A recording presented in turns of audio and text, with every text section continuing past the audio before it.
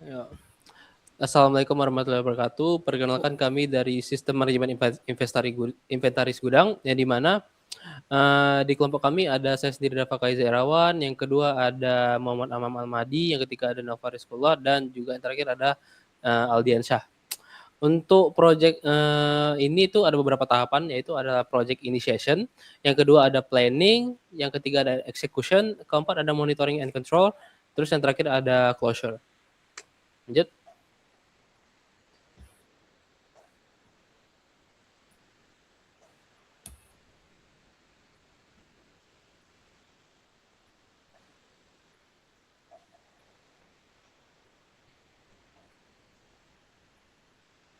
Nah, untuk yang pertama itu ada tujuan proyek, yang di mana tujuan proyek itu kita itu membangun sistem manajemen inventaris yang mampu mendukung proses restocking dengan akurasi dan efisiensi tinggi, serta menyediakan UI yang intuitif untuk mengakses stok data, laporan inventaris, dan juga notifikasi restocking. Terus itu yang terakhir kita akan mengoptimalkan proses pengambilan barang dan penyimpanan ulang di gudang melalui sistem yang sudah kami sediakan. Lanjut. Nah, terdapat timeline pengerjaan di sini ya, yang di mana minggu pertama itu ada perencanaan, pengumpulan persyaratan, dan juga untuk desain awal. Terus kita pindah ke minggu kedua sampai minggu ketiga itu adalah pengembangan UI dan juga API backend untuk fitur-fitur dasarnya dari project yang kami kerjakan. Terus untuk yang minggu keempat itu ada implementasi fitur, pelacakan stok, restocking alert, dan juga penyimpanan data. Terus minggu kelima itu pengujian, debugging, dan perbaikan tampilan UI. Terus yang minggu terakhir itu ada pengujian final, terus deployment dan pelatihan penggunaan untuk yang sistem ini. Lanjut.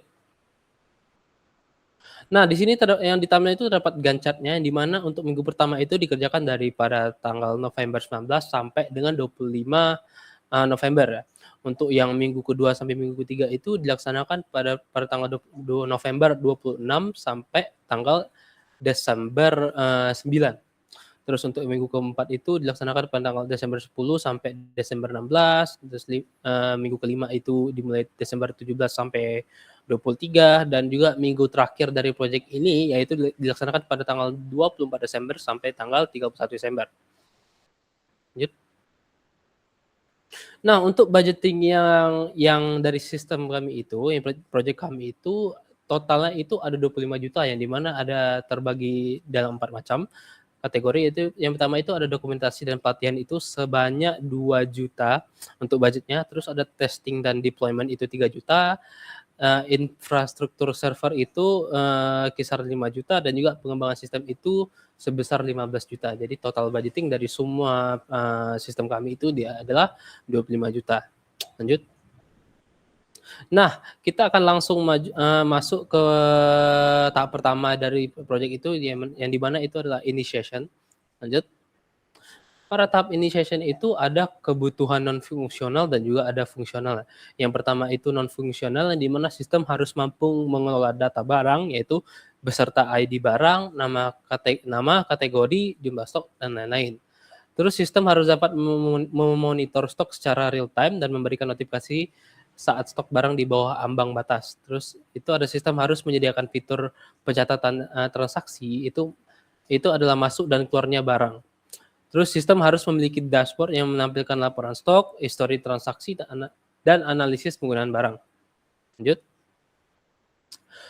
Untuk ada lagi di kebutuhan non fungsional itu ada terbagi 4 macam lagi, yaitu adalah keamanan, kinerja, rehabilitas, dan kemudahan penggunaan. Nah, untuk keamanan itu sistem harus menyediakan mekanisme keamanan seperti autentikasi dan otoritas pengguna. Terus yang kedua ada rehabilitas, itu sistem harus stabil dan memiliki uptime tinggi untuk mengurangi risiko gangguan. Yang ketiga adalah kinerja, yaitu sistem harus mampu menangani permintaan data dalam waktu yang cepat dan responsif. Yang terakhir itu adalah kemudahan penggunaan, yaitu antar muka sistem harus intuitif dan mudah digunakan bagi pengguna non teknis. Yang which is itu mempermudah kerja dari orang tersebut. Lanjut. Nah, untuk kebutuhan perangkat keras itu di mana ada server, internet, dan klien. Di mana internet itu menjadi menjadi jembatan bagi server dan juga klien yang untuk yang sistem kami tersebut. Lanjut. Nah, untuk di sini kami menggunakan yang namanya beberapa ini ya, untuk yang front end itu kami menggunakan React.js, sedangkan yang untuk back end itu kami menggunakan Node.js, dan untuk, database dari sistem kami itu kami menggunakan MariaDB, Maria Database. Lanjut. Untuk metodologi pengumpulan data itu ada 3, yaitu observasi, wawancara, dan kuesioner. Untuk observasi itu kami mengamati proses manajemen inventaris yang berjalan di gudang penyimpanan.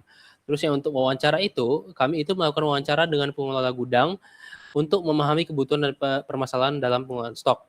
Terakhir itulah kuesioner, yang di mana kami itu menyebarkan kuesioner kepada staf gudang untuk mengetahui apa aja sih kendala di dalam gudang tersebut. Lanjut. Terus yang terakhir ini ada kriteria responden, yang di mana responden yang terlibat dalam pengumpulan data ini ada 3, yaitu manajer gudang, staf gudang, dan juga pihak pengambilan keputusan yang terlibat dalam inventaris. Lanjut. Untuk yang terakhir ini, bukan, tadi ini yang terakhir, yang di mana ini adalah bukan poin, ini adalah hal penting yang dari proyek kami, yang di mana ada 3, ada bisnis, teknologi, dan juga organisasi, yang di mana bisnis ini, sistem diharapkan mampu meningkatkan efisiensi distribusi dan mengurangi risiko kekurangan stok yang dapat memengaruhi pendapatan. Terus yang teknologi ini, sistem menggunakan arsitektur berbasis client server untuk mendukung pengelolaan data secara real time. Terus yang terakhir itu ada organisasi, yaitu ada proses restocking yang direncanakan untuk efisiensi operasional gudang dan melibatkan seluruh staf yang terkait. Lanjut. Selanjutnya itu ada project planning. Imam. Project planning itu dia yang pertama tuh ada barang, yaitu ada transaksi stok dan ada pengguna, di mana di barang ini ada ID, ada nama, ada kategori, dan ada stok, ada ambang, dan ada ambang batas. Di transaksi stok yaitu ada ID transaksi, ID barang, tanggal, tipe transaksi, dan jumlah. Dan di pengguna itu ada ID pengguna, nama, peran, dan kata sandi. Dan, jadi untuk antarmuka pengguna akan mencakup halaman utama, dashboard inventaris, formulir transaksi stok, dan laporan stok. Setiap halaman akan dirancang agar mudah diakses dan dipahami oleh pengguna dengan latar belakang non-teknis. Jadi seperti ini gambar desain antarmuka pengguna. Lagi, Mam. Jadi risiko utama dan mitigasinya yaitu untuk yang pertama, risiko dia itu ada ketidakjelasan kebutuhan pengguna dengan dampak yaitu waktu, biaya, dan biaya meningkat karena pengulangan pekerjaan. Untuk mitigasinya itu melibatkan pengguna jejak awal dan menerapkan metodologi agile. Untuk kedua yaitu ada konflik antara pemangku kepentingan. Prioritas dampaknya itu adalah prioritas proyek tidak selaras dan menyebabkan keterlambatan. Mitigasinya itu mengadakan pertemuan rutin dan menyusun dokumentasi spesifikasi proyek yang jelas. Untuk nomor ketiga, risikonya ada perubahan spesifikasi di tengah proyek dengan dampak jadwal yang terganggu dan anggaran yang membengkak. Untuk mitigasinya adalah evaluasi perubahan melalui persetujuan tim dan memprioritaskan perubahan yang kritis. Dan untuk yang keempat, risiko keempat itu ketidakstabilan sistem selama pengujian. Dan dampaknya itu adalah sistem tidak dapat digunakan atau tidak memenuhi ekspektasi. Mitigasinya yaitu lakukan pengujian bertahap dengan simulasi data nyata dan debugging secara rutin. Untuk resiko yang kelima itu adalah masalah performa sistem. Jadi sistem lambat dalam menangani data besar, mengganggu operasional gudang, dan mitigasinya mengoptimalkan database dan lakukan stress testing. Yang keenam yaitu risiko keamanan data. Data disalahgunakan oleh pihak tidak berwenang. Dan untuk mitigasinya menerapkan autentikasi berbasis peran RBAC dan enkripsi data.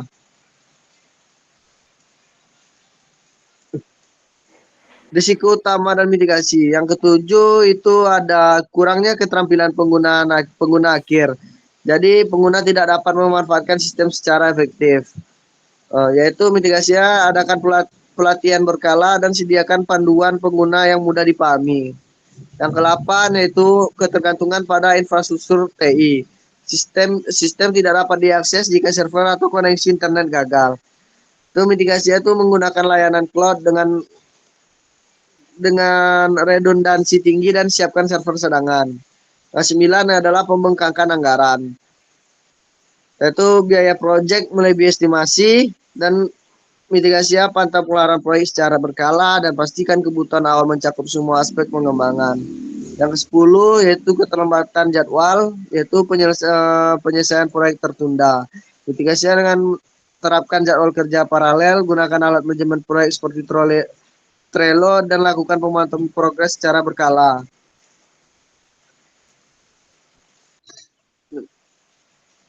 Jadi tujuan untuk kick-off meetingnya itu yang pertama adalah memastikan seluruh pihak memahami tujuan proyek, timeline, anggaran, dan strategi mitigasi risiko. Yang kedua yaitu adalah mengklarifikasi peran dan tanggung jawab masing-masing pihak. Jadi ada persiapan kick-off meeting yaitu menyusun agenda rapat, mengirim undangan kepada semua pemangku kepentingan, dan menyiapkan presentasi yang jelas dan informatif. Teman. Jadi pelaksanaan kick-off meeting yaitu pembukaan oleh manajer proyek, pemaparan tujuan, manfaat, dan rencana proyek, diskusi risiko dan strategi mitigasi. Lalu penutupan kick-off meeting itu ada dua. Yang pertama adalah menetapkan langkah-langkah selanjutnya dan jadwal rapat berikutnya. Yang kedua itu menutup dengan penegasan komitmen tim. Untuk penetapan protokol komunikasi, yaitu menentukan saluran komunikasi dan jadwal pembaruan rutin, dan untuk dokumentasi hasil kick-off meetingnya, yaitu menyusun dan mendistribusikan notulen kepada semua peserta.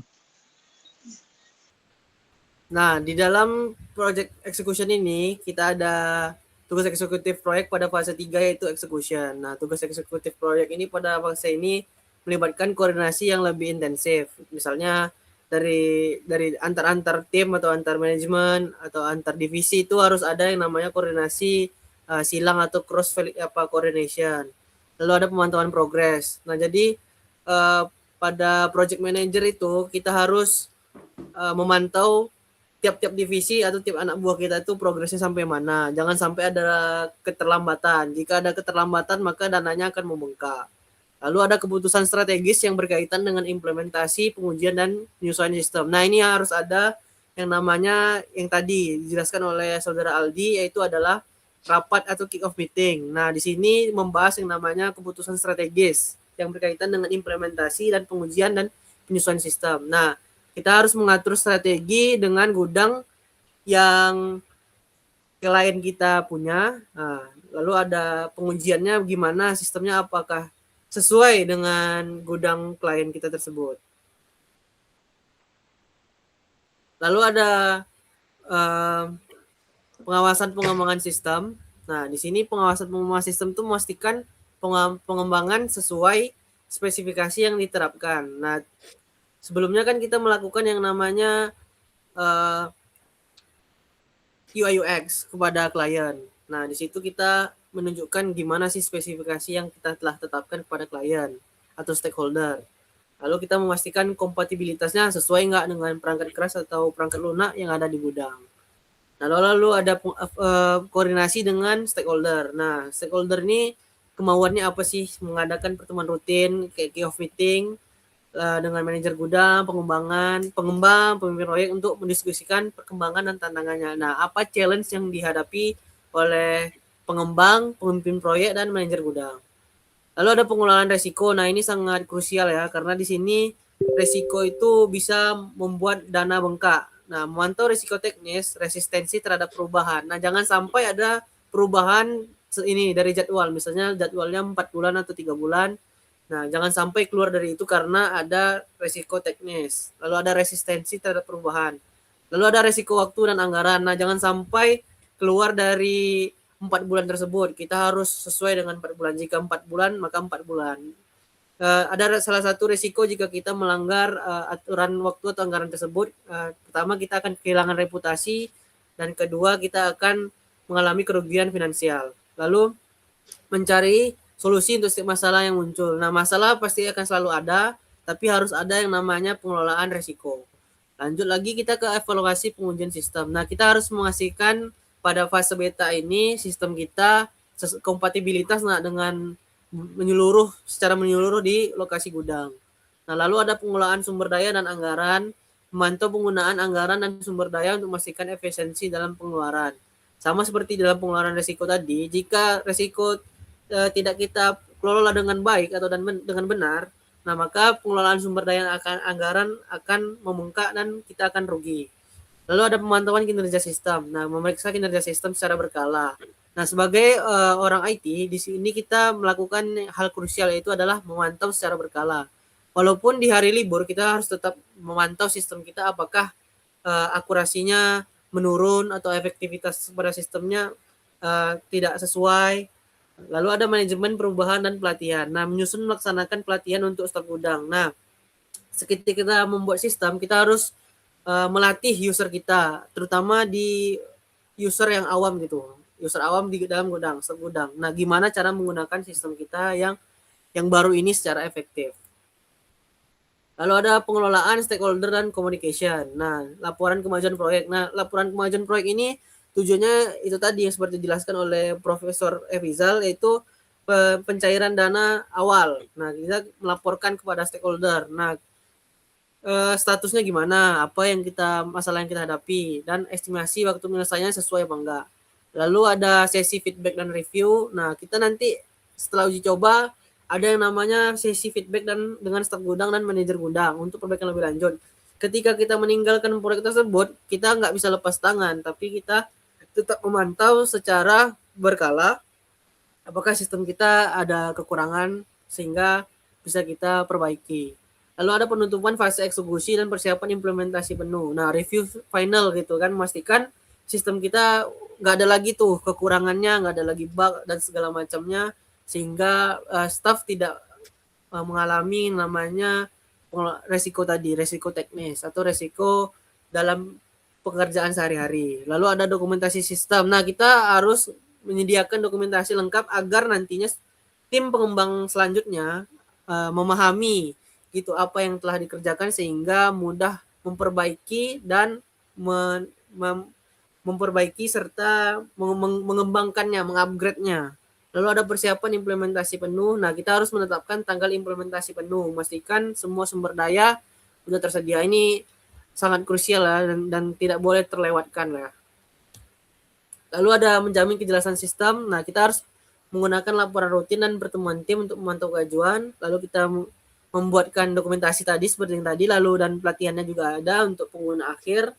Lalu memastikan dokumentasi teknis lengkap dan mudah dipahami. Nah, dokumentasi itu harus mudah dipahami oleh semua orang agar nantinya tidak ada terjadi masalah ke depannya. Lalu ada identifikasi resiko dan rencana mitigasi tadi.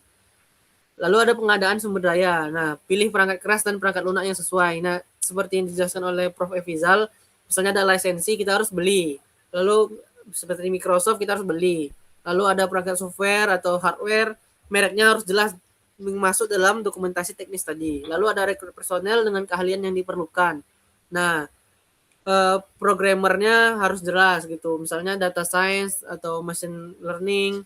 Nah, personelnya harus jelas. Lalu ada pasang infrastruktur jaringan yang mendukung sistem. Nah, seperti yang telah dijelaskan oleh di pertemuan-pertemuan selanjutnya, pasang wifi dan pasang plafon itu analoginya seperti itu, harus jelas gitu. Orang pasang wifi ingin pasang wifi, sedangkan orang pasang plafon ingin pasang plafon. Nah, jangan wifi terhalang oleh plafon.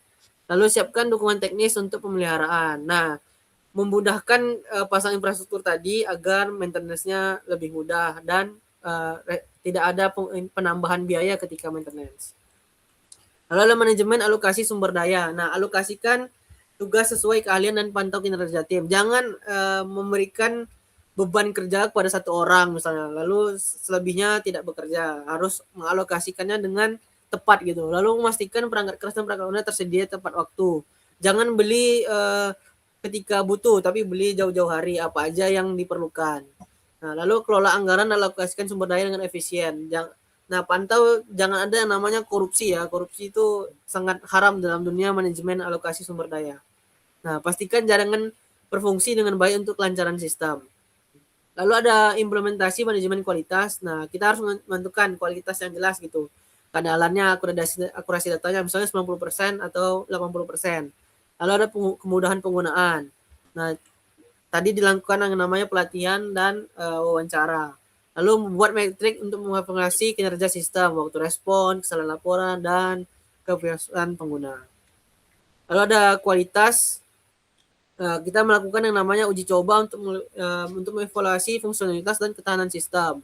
Nah, seperti yang telah dijelaskan sebelumnya, kita melakukan yang namanya uji coba untuk evaluasi. Lalu ada kompatibilitas sesuai nggak dengan gudang. Lalu ada keamanan sistem dengan uji penetrasi. Nah, kita melakukan yang namanya penetrasi kepada sistem kita sendiri. Dan ada personel yang khusus untuk itu. Lalu ada pelatihan dan dokumentasi. Nah, staff ini harus bisa 100% menggunakan sistem kita. Nggak harus 100% minimal untuk pengerjaannya udah bisa memakai sistem kita. Lalu ada susun dokumentasi penggunaan dan teknis yang lengkap.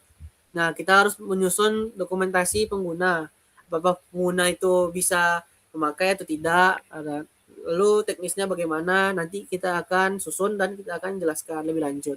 Lalu lakukan simulasi untuk mempersiapkan staf menghadapi situasi nyata. Nah, ada yang namanya situasi tidak terduga dalam dunia nyata atau realita. Nah, kita harus mempersiapkan itu juga. Lalu ada pengawasan dan pemantauan kinerja. Pantau kinerja sistem secara real time dan tidak lanjuti umpan balik pengguna. Ini metode agile ya. Lalu lakukan audit kualitas untuk perbaikan berkelanjutan. Nah, setiap kali kualitas di-upgrade, kita harus melakukan yang namanya audit. Ini sudah tadi ya. Lalu ada implementasi persetujuan perubahan. Nah, setiap kali kita melakukan suatu perubahan, kita harus namanya persetujuan kepada stakeholder atau manajer gudang atau pengembang ataupun project manager. Nah, pantau kinerja sistem dan masukan pengguna. Lalu ada penilaian dampak dan penyusunan rencana perubahan. Nah, proses persetujuan ini ajukan rencana kepada stakeholder. Lalu pastikan rencana perubahan mendapatkan keputusan dan dokumentasi yang jelas. Nah, di dalam persetujuan perubahan itu ada yang namanya pantau kinerja sistem. Nah, lalu ada evaluasi dampak, lalu dalam dokumentasi dan penutupan. Nah, kita harus mendokumentasi setiap perubahan yang dilakukan untuk simpan dan referensi di masa depan. Nah, ketika misalnya bola lampu pecah, bola lampu itu merek apa? Philips. Nah, kita pilih merek Philips. Siapkan laporan final yang merinci keberhasilan dan evaluasi perubahan. Terapan tindakan dan solusi sementara. Misalnya ada identifikasi masalah nih, tim mengidentifikasi masalah teknis dan operasional yang menghambat proyek. Nah, bisa dikesampingkan terlebih dahulu jika masalahnya itu ringan atau low. Nah, solusi sementaranya itu adalah untuk mengatasi itu, yaitu tadi disampingkan. Jadi tidak mengganggu timeline proyek. Lalu ada pemantauan efektivitas. Nah, memantau hasil solusi sementara dan mengumpulkan feedback. Lalu ada solusi permanen, mengembangkan implementasi solusi permanen setelah masa transaksi sementara. Lalu ada peningkatan kinerja tim. Nah, menganalisis beban kerja dan komunikasi tim untuk menemukan area perbaikan. Lalu ada peningkatan kinerja, membagi tugas lebih merata, meningkatkan komunikasi dan memberikan pelatihan. Motivasi, memberikan penghargaan dan umpan balik positif untuk meningkatkan semangat tim. Nah, seperti tadi dalam budgeting, ada yang namanya untuk pelatihan. Nah, kita harus menyisakan 10% dana atau budget untuk penghargaan, umpan balik, yaitu namanya dana entertainment. Lalu ada pemantauan dan penyesuaian. Memantau kinerja tim dan melakukan penyesuaian sesuai kebutuhan. Jangan memberikan suatu beban kerja kepada orang yang tidak tepat atau ahlinya. Baiklah, selanjutnya akan disampaikan oleh saudara saya. Kepada saudara saya silahkan. Baik, selanjutnya itu pada bagian monitoring dan kontrol. Nah, pada bagian pertama yaitu ada pemantauan waktu, yang dimana pada pemantauan waktu ini terdapat identifikasi waktu kritis, yaitu artinya Menentukan aktivitas yang paling penting untuk memantau waktu.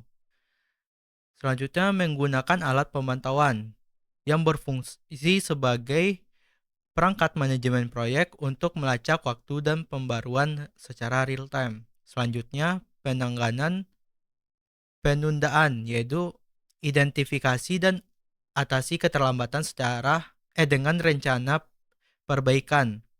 Selanjutnya, komunikasi dan pelaporan. Sampaikan laporan status kepada pemangku kepentingan secara rutin. Selanjutnya yaitu ada evaluasi kinerja waktu yang berfungsi sebagai yang untuk membandingkan waktu yang digunakan dengan rencana dan identifikasi area perbaikan. Selanjutnya penutupan pemetuan waktu, yaitu arsipan data waktu untuk evaluasi proyek mendatang dan buat laporan akhir untuk pemangku kepentingan. Selanjutnya, pemantauan biaya. Nah, pada pemantauan biaya ini ada beberapa macam, yaitu yang pertama identifikasi biaya yang mencakup sebagai pencatatan biaya langsung dan tidak langsung.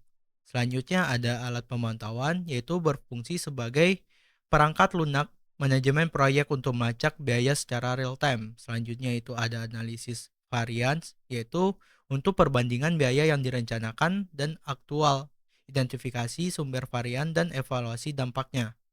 Selanjutnya itu ada tindakan korektif yang dilakukan untuk penyesuaian anggaran dan alokasi sumber daya untuk menghindari pemborosan. Selanjutnya yaitu ada laporan biaya yang berfungsi sebagai laporan rutin kepada pemangku kepentingan untuk pembaruan status biaya dan tindakan yang diambil. Selanjutnya yaitu ada penutupan, evaluasi pengelola biaya setelah proyek selesai dan arsipkan data keuangannya. Selanjutnya, pemantauan kualitas. Nah, pada bagian ini yaitu ada kriteria kualitas yang ditentukan standar kualitas untuk kerja, keamanan, dan kemudahan pengguna sistem. Selanjutnya, pengujian kualitas yaitu dilakukannya pengujian fungsional, kinerja, keamanan, dan UAT untuk memastikan sistem memenuhi kriteria. Selanjutnya itu ada evaluasi pengujian yang dikumpulkan hasil pengujiannya dan evaluasi kesesuaian dengan kriteria yang ditetapkan. Selanjutnya yaitu ada tindakan perbaikan, yaitu perbaikan masalah yang ditentukan dalam pengujian dan lakukan uji ulang. Selanjutnya itu ada pemantauan berkelanjutan, yaitu monitor kualitas pasca implementasi dan lakukan perbaikan berkelanjutan berdasarkan umpan balik. Terakhir yaitu ada laporan kualitas, yang dimana laporan ini berkala mengenai status kualitas dan hasil pengujian kepada pemangku kepentingan. Selanjutnya, ada pemantauan sumber daya. Yang pertama yaitu identifikasi sumber daya, yang ditentukan oleh SDM, perangkat keras, perangkat lunak, dan anggaran yang dibutuhkan untuk proyek. Selanjutnya, pemantauan pengguna, yaitu memastikan semua sumber daya digunakan secara efisien dan sesuai dengan anggaran yang telah dibuat. Seterusnya, ketersediaan dan kendala. Memastikan ketersediaan SDM, perangkat keras, perangkat lunak, dan anggaran tidak terganggu. Pengelolaan kendala, tindak lanjuti masalah sumber daya seperti kekurangan SDM atau masalah teknis. Pelaporan yaitu berfungsi untuk membuat laporan mengenai penggunaan SDM, perangkat keras, perangkat lunak, dan anggaran.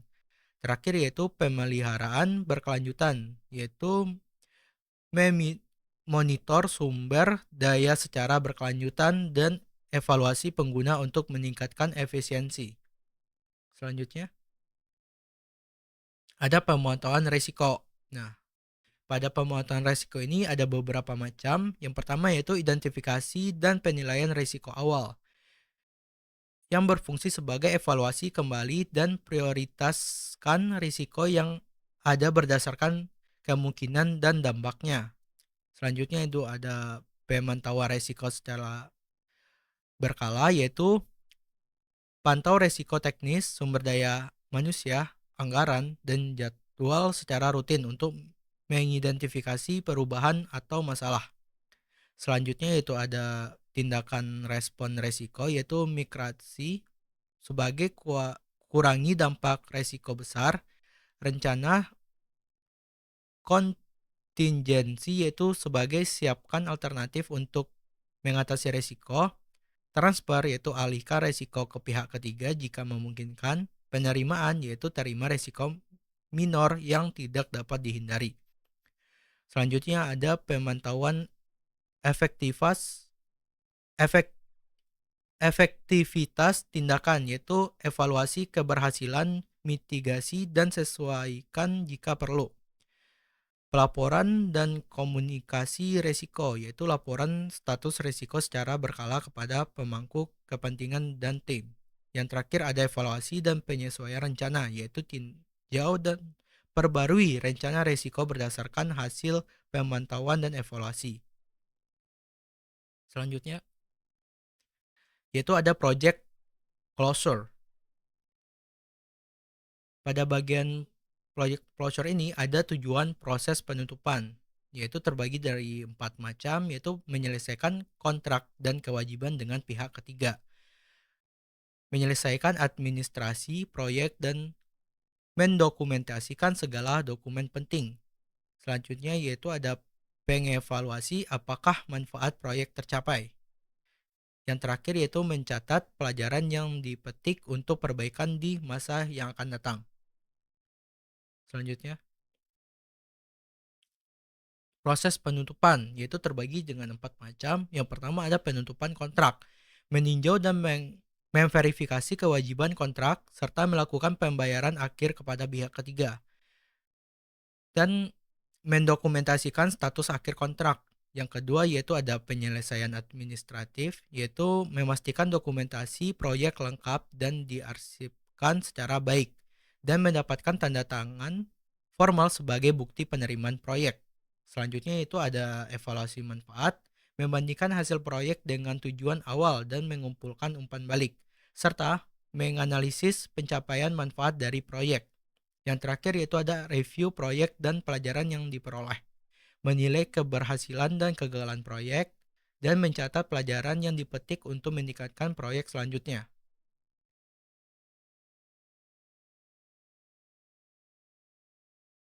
Selanjutnya, output proses penutupan, yaitu ada dokumentasi kontrak dan arsip dokumen proyek, lalu ada laporan evaluasi manfaat dan pelajaran yang dipetik, dan terakhir ada sertifikat penyelesaian proyek sebagai tanda bahwa proyek telah selesai dilaksanakan. Baiklah, itu saja yang bisa kami tampilkan untuk presentasi kami, untuk video presentasi kami. Apabila ada salah kata dari kami atau salah ucap dari kami mohon beri maaf. Wabillahi taufiq wal hidayah. Wassalamualaikum warahmatullahi wabarakatuh. Waalaikumsalam warahmatullahi wabarakatuh. Nah, tidurlah gua.